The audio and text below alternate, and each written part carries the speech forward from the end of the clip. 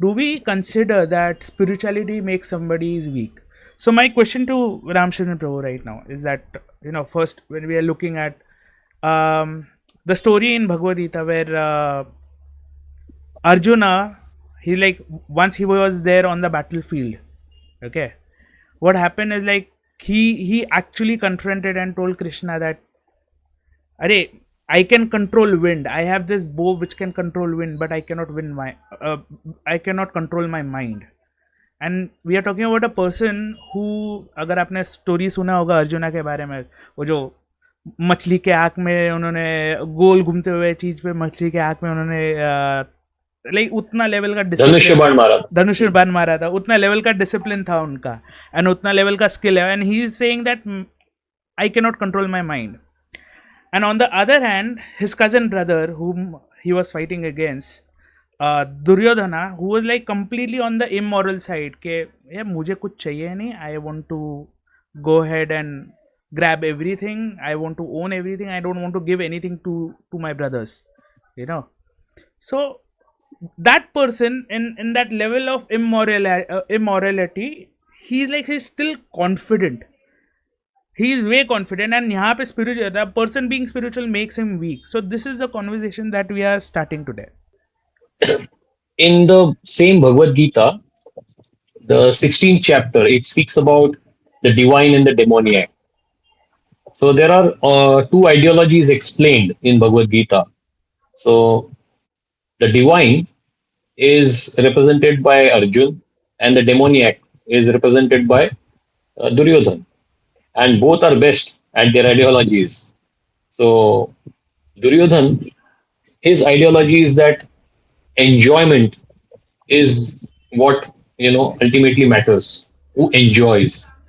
And Arjun's ideology doesn't allow him to put that on the first pedestal. For him, the duty, the responsibility, the expression of the divine qualities, that is what matters to Arjuna. So therefore, Duryodhan is very confident because he knows what he wants, and he is very clear about how he's going to get it. And his calculations may be wrong, but he is very confident about what he wants, and he is very clear. Karna is with me, Bhishma is with me, and therefore no one can kill them, and therefore I will get the victory. And howsoever I get it, I have got Shakuni Mama. So even if it's wrong, we can always take of deceit. So these are the factors which Arjun can never think about. Deceit. So I have to be in that frame of righteousness, of justice. So everything should be in that. Even if there has to be growth, it has to be in that particular area only. So that is one thing.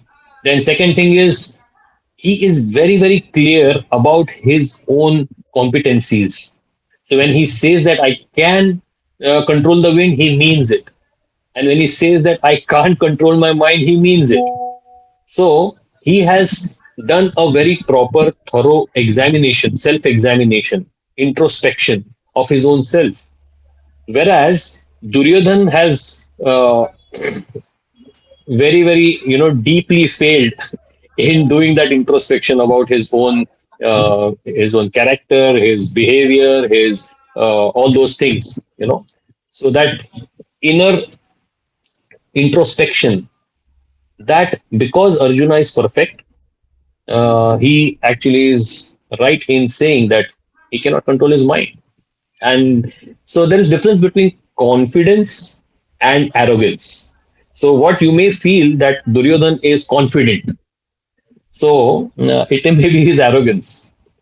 And confidence just doesn't come from just no one is better than, I'm better than everyone, like that. So that is not confidence.